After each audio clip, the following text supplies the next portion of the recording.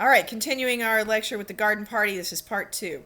The class conflict, which is the actual conflict that's going on in this story, and that's the larger conflict, is wealth versus poverty. So those upper classes versus those lower classes.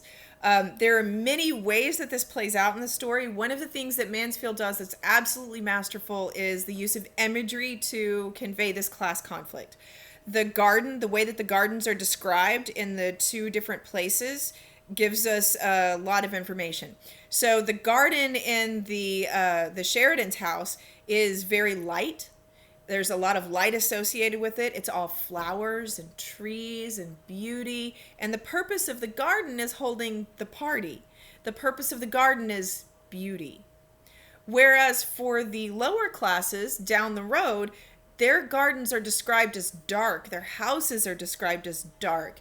The gardens are functional. They grow cabbage. They have sick hens. They have tomato cans. So there aren't beautiful flowers. These gardens aren't for having a party. These gardens aren't for beauty. These gardens are for existence. These gardens are out of necessity. They're to grow food that will be consumed by the family. So the gardens themselves show us this class conflict. Now, back to the conflict of to cancel the party or not. Of course, the main conflict in the story is that Laura wants to cancel the party and goes to Josie, who's like, "You're ridiculous." Goes to her mom, who also doesn't take her seriously. Now, that moment of not taking her seriously is really important for Laura, because Laura is trying to assert her authority throughout the story, and she can't. So here she's trying to assert her authority and do what she knows is right, which is canceling the party.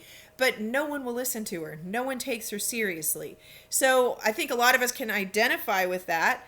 I know I can. With not being taken seriously as we are trying to grow, as we come up with a new idea, as we're expressing what we know to be true or right, that maybe people who have known us all our lives don't quite understand or accept that. So the mom here, Mrs. Sheridan, gives Laura this hat. And the hat becomes really important for Laura. This hat becomes a symbol for Laura, actually, I think. So remember this hat in the story. It's a black hat. It's got daisies on it and a long black velvet ribbon. So let's think about that hat for a minute and the daisies that are on the hat. Daisies as a symbol of innocence. This hat actually has a crown of innocence upon it. And Mrs. Sheridan puts this hat on Laura's head, and when Laura sees herself in the hat, she gives in. Why does she give in this moment? Because when she puts the hat on, she understands her role. When she puts the hat on, she feels like she's fulfilling her role in society. Everything is clear for her. She knows what she is supposed to do. There's not this floundering about of this trying to assert authority and not being able to. There's this understanding of who she is. So when she sees herself in the hat, she wants the party to go on. And part of it is that frivolous, oh, yes, I look so pretty and I want to show off how beautiful I am. But part of it is that retaining of her innocence. And that hat becomes symbolic of her innocence, that her mother is almost forcing her into, not letting Laura grow up and make her own decisions, but forcing her into this position of retaining the innocence. Now, that is what's at the heart of the story, is Laura versus herself. When she puts on the hat, she finally fits herself. So the party goes on, and I love this about the story too, because the party itself is like half a page.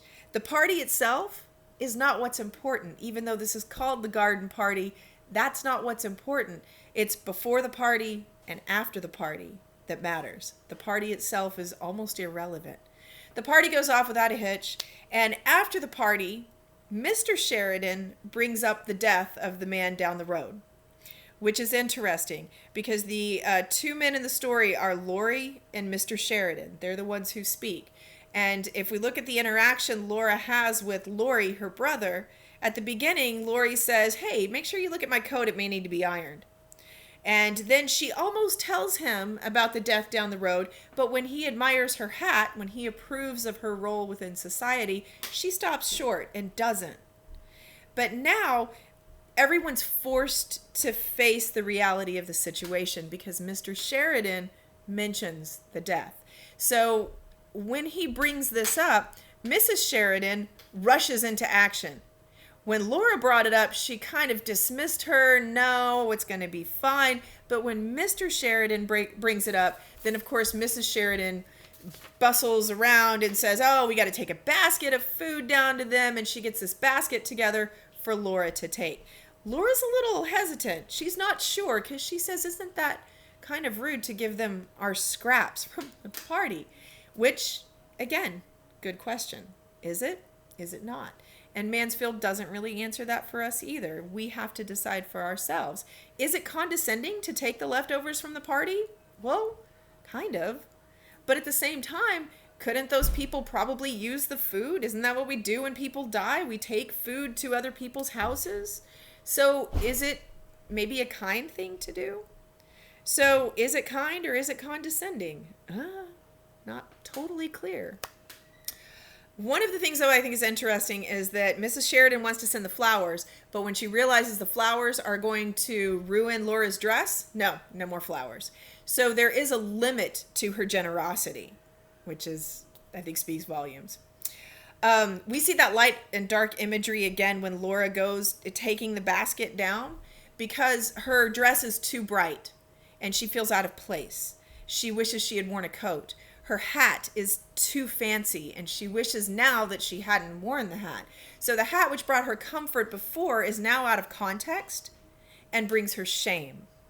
So that symbol of innocence that brought her comfort before because she knew where she fit in the role is now out of context, and that innocence and knowing where she fits, she no longer knows where she fits.